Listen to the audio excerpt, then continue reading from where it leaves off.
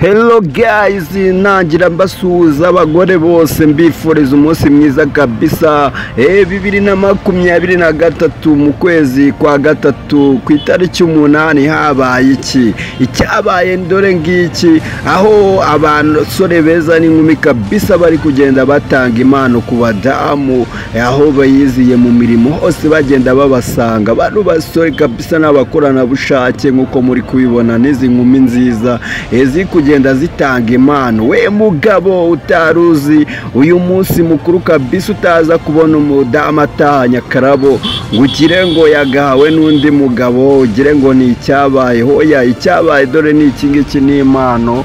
Ni impano z'abana babakorana bushake kabisa bari kugenda babacangamo indabo. Ntago waruzi wenda icyabaye uyu munsi umenye yuko ari umunsi w'abagore. Umunsi w'abagore kandi ugomba guha ke umugore wawe.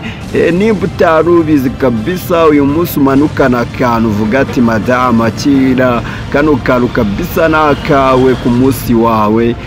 Kabisa n'abababaye bakubise wenda badamu bihangane kandi bakomeze bihangane, basenga Imana nabo hari igihe cyabo kizagera, Uwiteka akababonekera, mu rugo rwanyu hakazamo kumvikana, mu rugo rwanyu hagatahamo umugisha.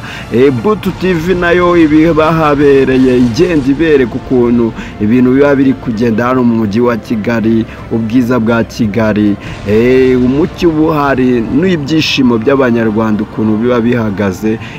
Zino ke harandi mwari mwazibona, reka ni mu gihugu cy'u Rwanda n'ahandi wazisanga. Welcome Rwanda, bari hanze bose mwemerewe kuza mu gihugu cyacu cy'u Rwanda. Abanyamahanga, abanyarwanda bigiriye iyo ngiyo badaheruka kuza mu Rwagasabo, nabo turabifuriza kongera bakagarukira igihugu cyabo, tukakomeza tukiyubakira igihugu cyiza kandi tukakomeza muri iri terambere tukarigendanamo, tukareka kubasiga kweri. Muri kubona bano bakobwa bari kugenda babahereza uturabo. Abagabo ngo bafushye, ariko ngo abagabo nabo bacakaga tuno turabo. Utu turabo ntago ari utwanyu, mwihangane, hari igihe hazabaho n'umunsi w'abagabo, namwe bakatuba tuno turabo. Mwihangane, mbifurije kwihangana kandi mbifurije kugira umugisha mu rugo rwanyu, mbifurije no kugira imigisha mu byo mukora byose. We wakoze subscribe, ugasubscribinga kabisa, warakoze cyane. Nawe mushyashya ubonye bwa mbere Butu TV tugiye gufata umwanzuro wo kuba wakora subscribe, nawe Imana ikomeze kumera umugisha kugira ngo tuzajye tukomeza kubana mu nkuru zanjye zose nzajya ngenda mbagezaho. Wabagezagaho inkuru ari Nick G, wabagezagaho umunsi w'abagore. Umunsi w'abagore wari umeze neza kuri uyu munsi kabisa.